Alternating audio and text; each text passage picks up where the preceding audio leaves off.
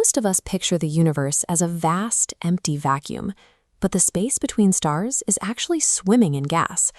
If you tried to take a breath out there, though, you wouldn't find a trace of the air we rely on. Instead, your lungs would fill with a primordial soup of raw hydrogen and helium left over from the Big Bang. To create something even closely resembling breathable air, the universe first had to manufacture the physical building blocks from scratch, oxygen atoms. And hydrogen and helium gas cannot simply transform into oxygen on their own. That manufacturing process requires the extreme heat and pressure found deep inside the cores of massive stars. As these giants burn, they act like cosmic foundries, fusing lighter elements together to forge heavier ones, eventually producing oxygen. Every oxygen atom required for air is the direct physical result of these violent stellar reactions. When those massive stars run out of fuel, they collapse and trigger cataclysmic supernova explosions. The blast scatters all those newly forged oxygen atoms outward, seeding the surrounding galaxy with heavy elements. Because of this constant stellar recycling, oxygen is actually the third most abundant element in the entire universe. Yet, if you search the cosmos for free floating oxygen gas, the kind we can actually breathe, it is rare to the point of being non-existent. Oxygen atoms are highly reactive. They rarely exist in isolation.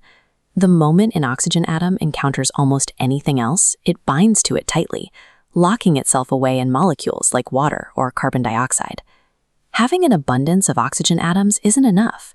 To make a breathable atmosphere, the universe requires a process powerful enough to smash those chemical bonds apart and keep the oxygen free. Here in our own solar system, we can see the universe attempting this exact process without any help from living things. You just need two ingredients, an oxygen-rich source molecule and an energy hammer to crack it open. Look at Jupiter's moon, Europa. Its entire surface is a shell of frozen water ice, an enormous reserve of locked-up oxygen, and Jupiter provides the hammer. The planet emits massive, intense radiation belts. As this charged radiation slams into Europa's ice, it physically breaks the water molecules apart in a process called radiolysis, freeing up a thin layer of oxygen gas. But even with this constant radiation, Europa's oxygen atmosphere never builds up. Because oxygen is so reactive, it almost immediately recombines with other elements or escapes. Physics alone can force oxygen gas into existence for a brief moment, but it is unable to stockpile it into a thick, breathable atmosphere. That same chemical reactivity meant the early Earth was an environment where nothing we recognize could survive. If you traveled back 4.6 billion years, you wouldn't find a blue marble.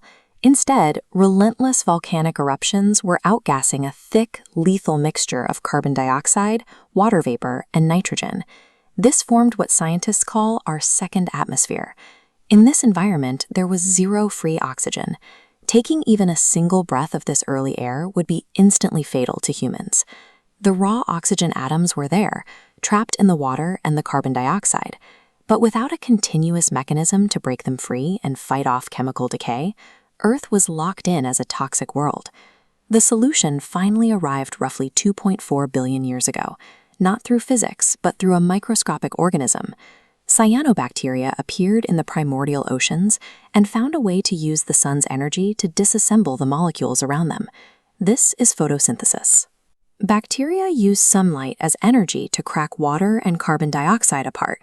They use the carbon to build their bodies and, as seen at the bottom, expel pure oxygen as a byproduct. Biology provided what physics alone could not, a way to mass-produce free oxygen faster than chemical reactions could lock it away. When this process began, the oxygen didn't reach the sky.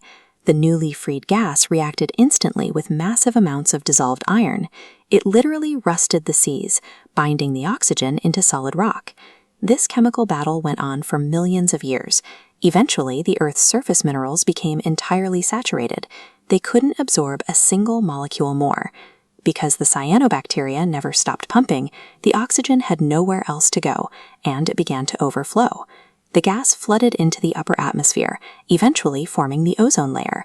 This chemical blanket began shielding the planet's surface from lethal solar ultraviolet radiation.